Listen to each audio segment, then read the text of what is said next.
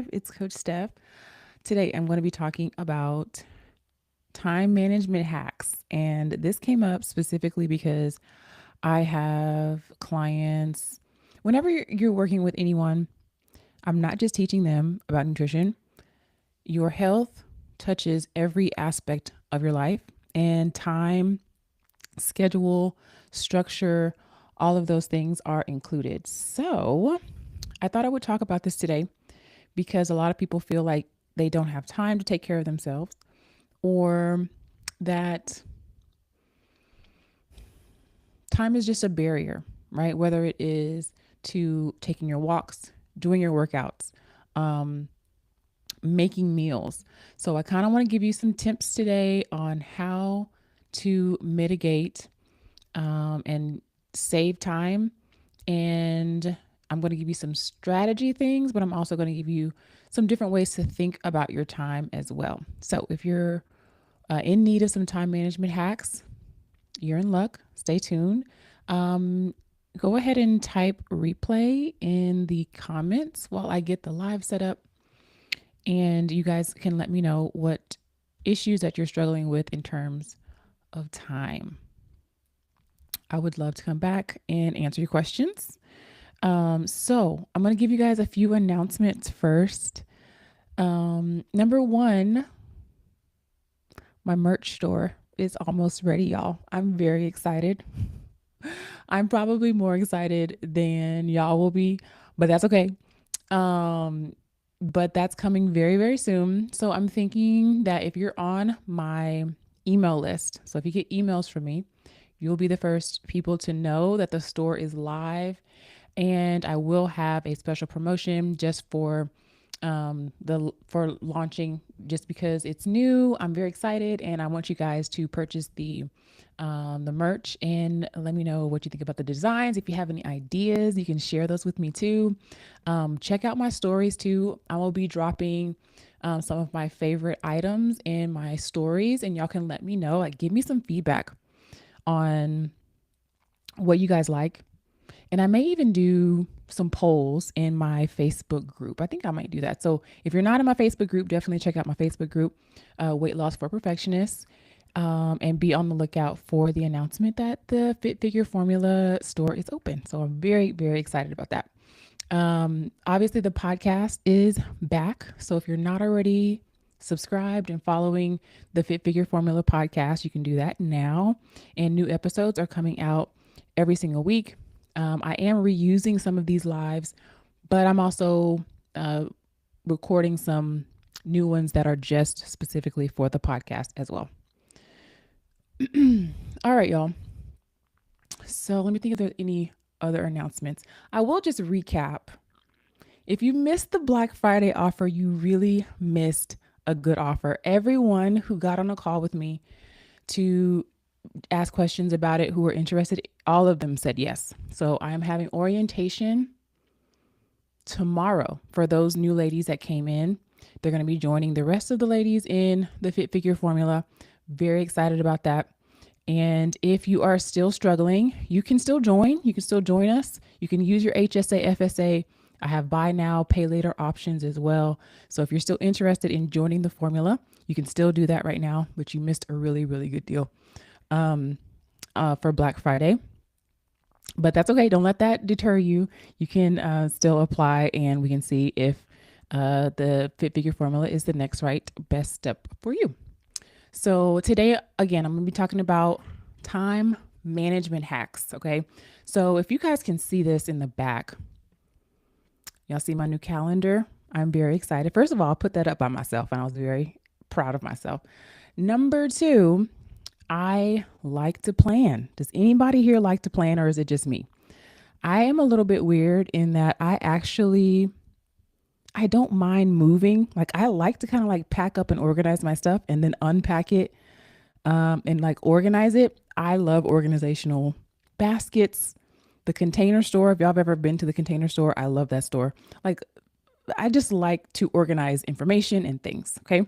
So I'm really excited about planning for 2025, and I'm making some goals for my health, for mental health, for just my personal goals, business goals, things like that. And when we think about planning, because you're gonna hear a lot of see a lot of workshops and stuff popping up about planning for 2025. This is going to require you to manage your time well. And one of my business coaches used to say, time management is mind management.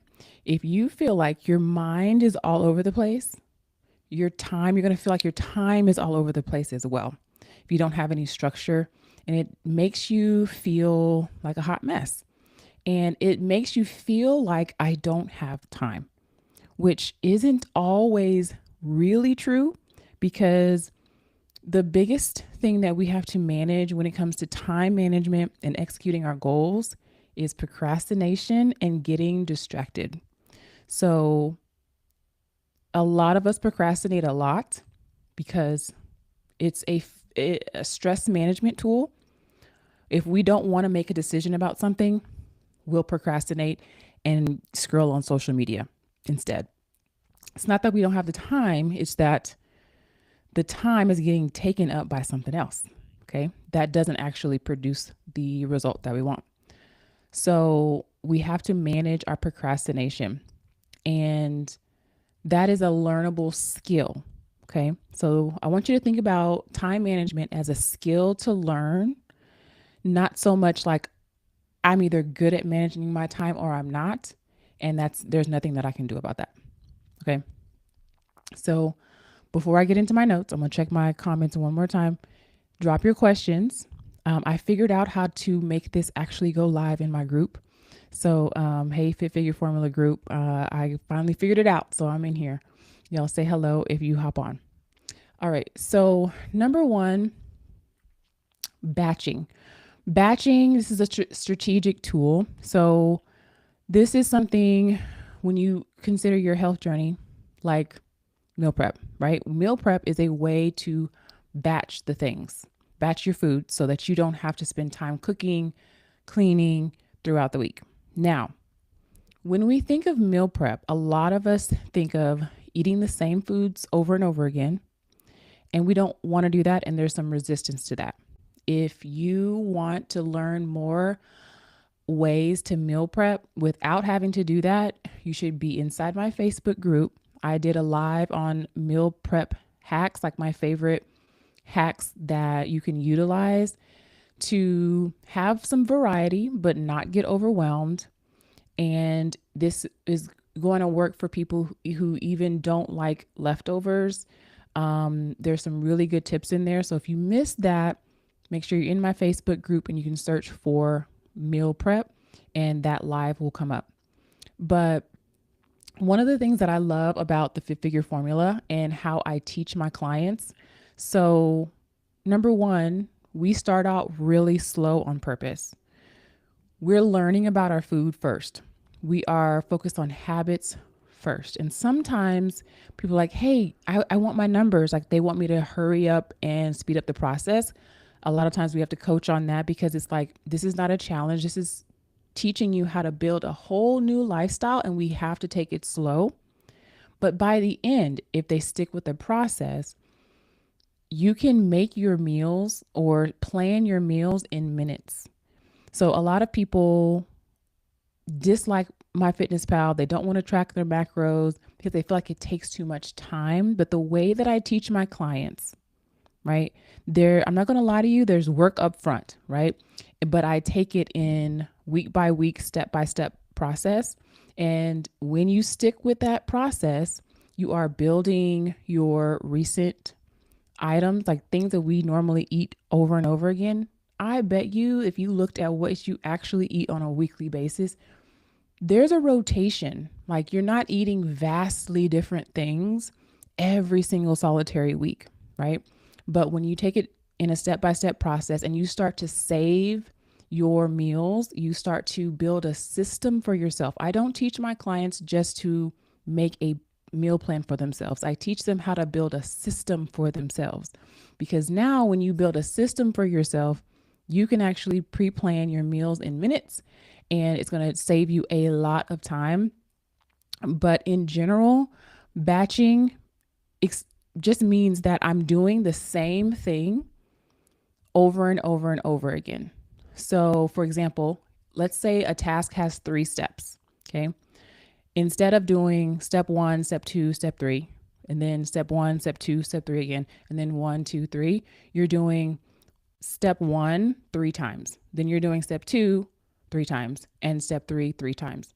And this is going to cut down your time for doing things. Now, a lot of us, because we're perfectionists, we want to do all or nothing. And that is a mindset shift. We want to batch and make all of our meals or prep all of our food, or we do nothing at all. And my philosophy, my rule, my guideline for my clients is all or something. Okay. So, can you just start with snacks? Can you just start with the meal that is going to be the most beneficial? So, for some of us, dinner is that meal where you're like, ooh, I don't have a lot of time. So, let me just get DoorDash. So, start prepping that meal first and just do that for a couple of weeks. You don't have to do breakfast, lunch, dinner, and snacks for the entire week. And that's how we get overwhelmed and we end up not doing anything at all. Okay. So, number one, batching your tasks. Number two, visual cueing. So, we talked about this last night on the 5 Figure Formula call. I don't care whether it is drinking more water, if it is taking a walk, if it's just remembering your goals so that you actually anchor your deep emotional why to the habit. Visual cueing can help you save time because a lot of times we're getting distracted or we're procrastinating because we're not actually focused on our deep emotional reason why this is important. You're not just going for a walk. You're not just meal prepping. You're not just going to the gym. You are preventing diabetes. You are think of whatever your painful why is. Some people don't want to be on medication. Some people see the trajectory of their family and they're like, I don't want to be like that. So that's my deep why. And sometimes we forget. We just forget. So that visual cueing is very important. So for example, I was on a call last night and I happened to have my water bottle here and I just took a drink, right? After I did that, 2 or 3 of the ladies who were on the call also took their drink. And we kind of noticed that, oh, okay, we all started taking a drink because they saw me take a drink of water. And that visual cueing is very important. So it just reminds you to take action. So that could be as simple as having your water bottle out so that you can drink more water. It can be as simple as having this calendar, right? So I used to use happy planners. Anybody familiar with happy planners? And I liked them. They were really cute. They had little stickers and all of that. And I was trying to get into it. I felt like I like this. I should be able to use this happy planner. But for some reason, I just couldn't keep coming back to it. It would just be, on a desk somewhere and I just wouldn't open it.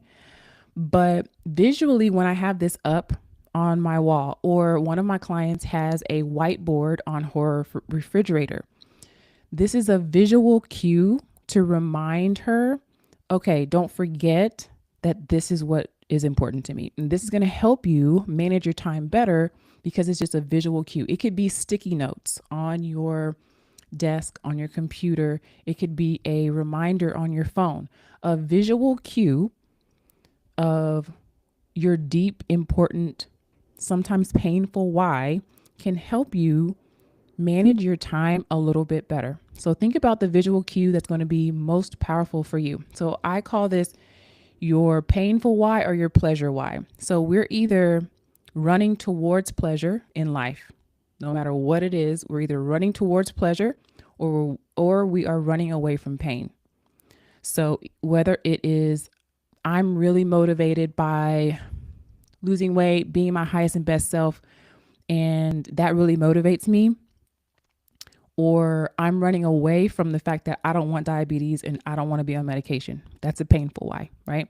So, whatever that is for you, if your painful why is stronger or if your pleasure why is stronger, decide which one and then decide what visual cue is going to help you and remind you why this is important. Does this make sense, y'all? Type it in the chat and let me know if it makes sense. I want to make sure I'm not losing y'all.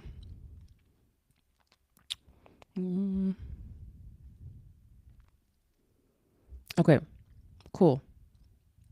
So, visual cueing is going to help you take action because you are anchoring your deep emotional why and you're reminding yourself in your environment of why you need to take action right now. Again, this could be um, having a sticky note on your computer, it could be a whiteboard on your refrigerator, it could be something in your wallet, a picture of your grandmother in your wallet or right in front of the refrigerator. It could be affirmations on your mirror. Whatever it is that's going to get your attention and visually cue you to take action. These are just reminders throughout the day so that we don't forget our deep emotional why and why our fitness journey is important. Okay. And okay, so we talked a little bit about beating procrastination, but we talked about batching, we talked about visual cueing, and setting boundaries is my third tip. So setting boundaries is crucial. And I'm not saying that this is easy, okay? But sometimes we have overcommitted, okay? If you have a job, I just talked to a lady today, she has 2 jobs. And those jobs kind of, when she gets off one job, she goes straight to the next job. And sometimes we've just overcommitted our life and our time. And now it feels like I don't have a choice. I have to keep doing this same scenario and there's nothing I can do about it. And so sometimes we have to take a real good hard look at the choices that we have made, and it might not be simple or easy to undo those immediately, but we have to be willing to look at how can I change? If my life right now does not support me taking care of my physical body, what do I know needs to change? It might be your job. Some of y'all's jobs are stressing you out, or they take over your actual time, whether it's in the morning before work, at work, after you get home from work, even on vacation, like you're never off. And I know that some jobs are demanding, you have to be available. I want you to think about this is long term. I know that you're not going to quit your job right now immediately, but I do want you to consider that there's more than one way to live. And if you are not able to fit yourself, your health habits on your calendar, that something has to change or else nothing changes, right? So setting boundaries, this means with your jobs, this means with your family, this means with yourself, right? Like setting boundaries actually starts with you. It starts with how you interact with you. And if you are breaching your own boundaries, it's going to be really hard for other people to abide by those boundaries.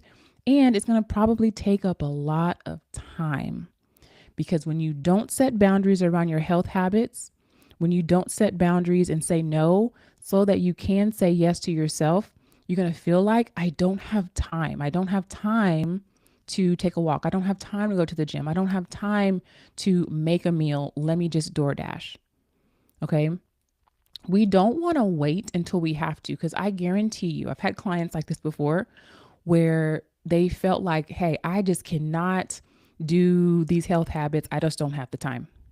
Then something in life happened, whether it was having a baby or they got a new diagnosis. And now all of a sudden, here comes the need to prioritize. And now all of a sudden you have time because you were made to create the time. So I don't even want you to think about finding time. Finding time to me kind of puts you at a disadvantage, as if here's the circumstance, and now I have to go and find time. And it doesn't put you in an empowered position mentally. But if you think about, how can I create the time? That means it's coming from you. You are the initiator. You are being proactive and you are in control of your time. You can create the time in small pockets to execute your health habits. And just by thinking that you do have the power to do that will open up your brain's workshopping capacity, and you start to figure out things that an I don't know statement would never figure out. If you just rest on, I don't know how to make more time, or I don't know how I would change my schedule, you'll never figure it out. I don't know is a dead end sentence. So I like to ask my clients, number one, I tell them, I don't know is off the face of the universe. If you had to know, what what would the answer be? And I guarantee you, you can find some small ways to set some boundaries and create a little bit of time to do the thing that you once thought you didn't have time to do. Okay. And this is another mindset shift of like, if we want to manage our time better, we have to stop saying, I don't have time to do that, because it doesn't open itself up to any answers at all. Have you ever had a task and you didn't know at first how you were going to complete the task? Maybe you didn't know, right? It was new to you and you're starting something new. You didn't know how you're going to do it. And it seemed impossible. It seemed like, I'm not sure, but you ended up figuring it out. I promise you that if you start with a growth mindset, meaning that I'm not looking at this as something that is unfixable, something that I cannot control.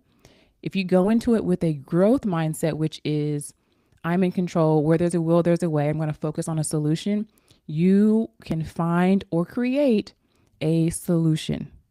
Okay. So for those of you who feel like I'm just completely maxed out, I guarantee you there is one thing that you can do to implement, and that implementation might be taking something off of your plate. It's not always doing more, actually. Okay. Y'all let me know if this is making sense. I hope so. All right. So we talked about batching, we talked about visual cueing, talking about setting boundaries. And then another tip that I love to use is setting a timer. So something that I find very helpful is just setting a timer. If I'm avoiding doing something, or if I'm like resisting it or procrastinating on it, just by telling Siri or Google to set a timer for 5 minutes, legitimately, I don't know what that is. Okay.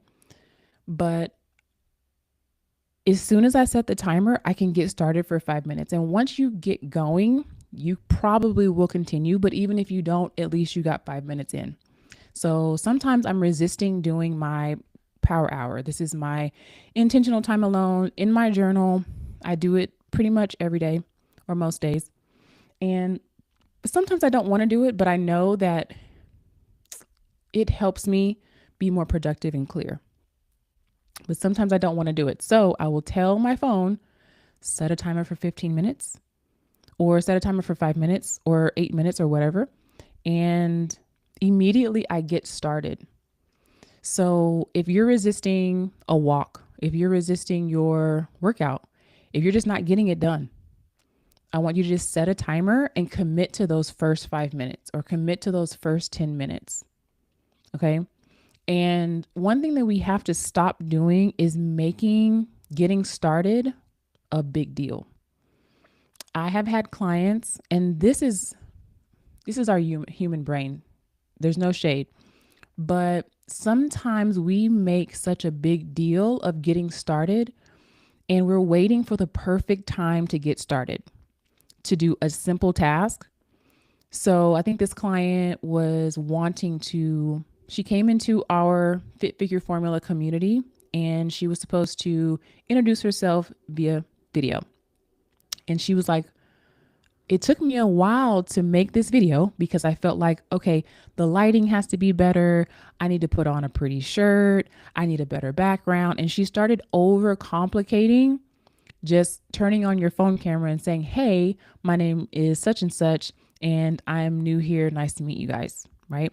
So think about the times when you just overcomplicate, you overthink things that really are not a big deal. Sometimes we think that our task, it's like, oh, I have to do this big thing.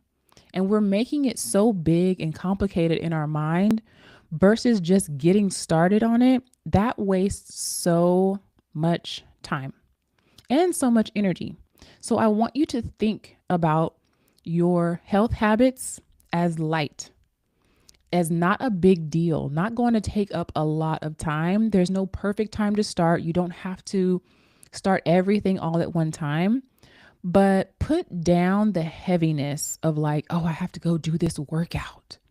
And you're thinking about this whole 1 hour workout. You're thinking about, well, what if people are on the equipment that I am using? Or what if, people are looking at me? Or what am I going to wear? Or what am I going to do when I get there? And do I even feel like it? Do I have this energy? And it's just like all of this stuff versus like putting your shoes on and going to the gym, or putting your shoes on and just taking a walk, like letting that get you started to prepare for your workout.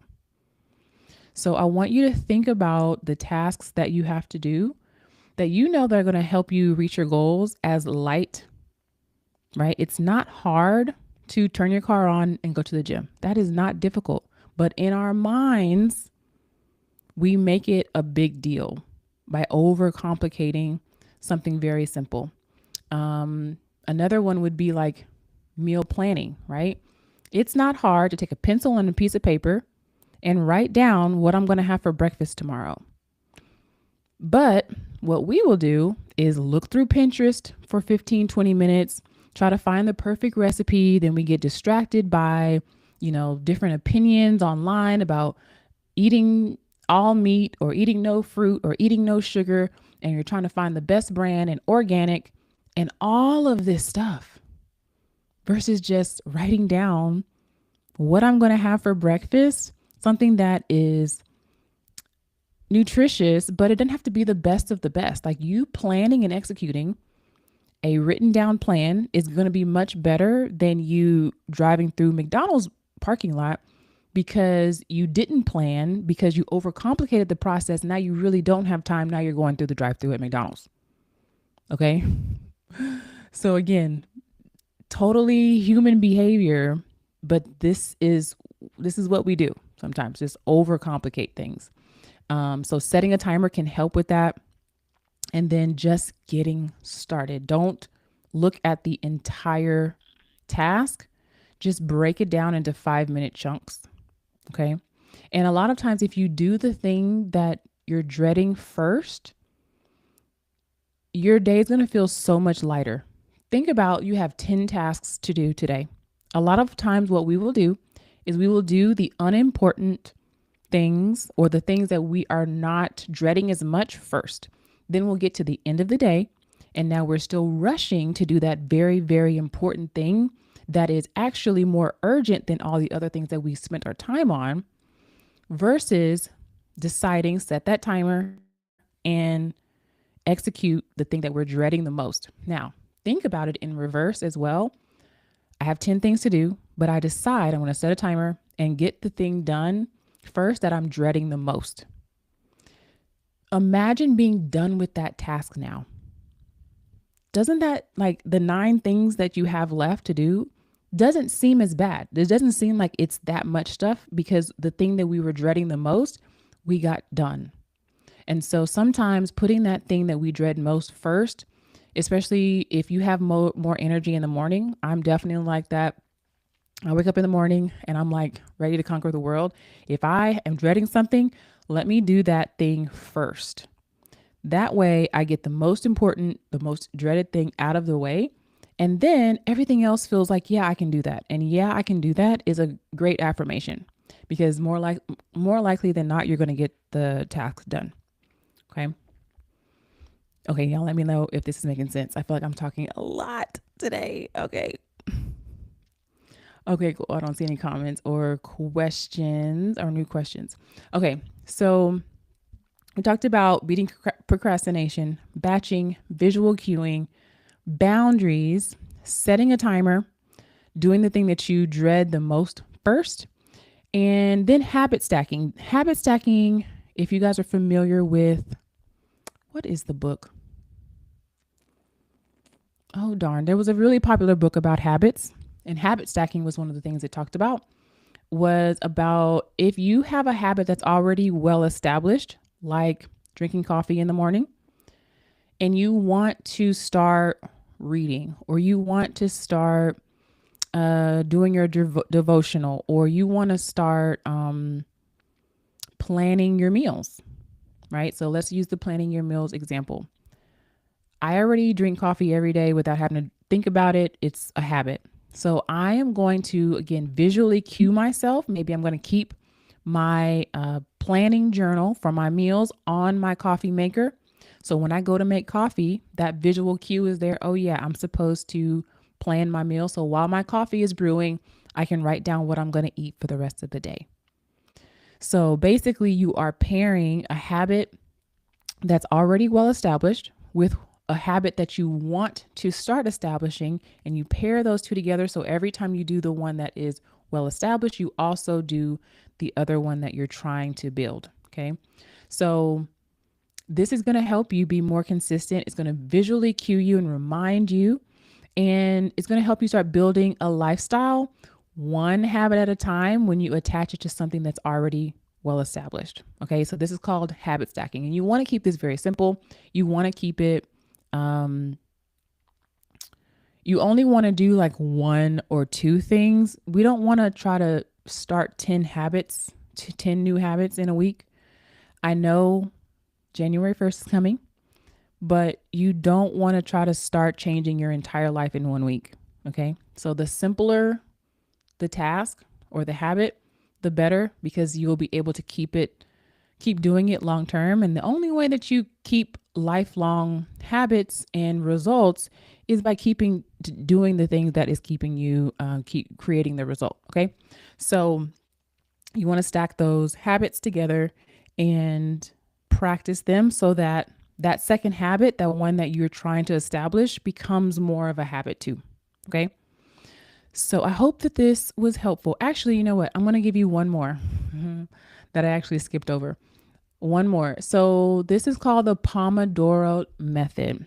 You can do this in whatever interval that you want.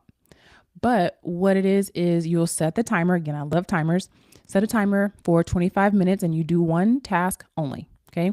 One task, and you're highly focused on that one task. No distractions. Put your phone on vibrate or silent.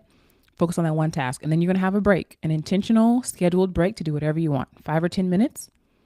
So you can scroll on social media, do whatever you want. And then you're going to come back to that 25 minutes. So you can rotate 25 off or 25 on, 10 minutes off, let's say. And you rotate like that. So during that working period, you're only working on one task at a time, and you will get so much more done when you do this. Okay. It gives you breaks. Sometimes we don't want to take breaks because we think that we're going to actually get more done, and it's the opposite.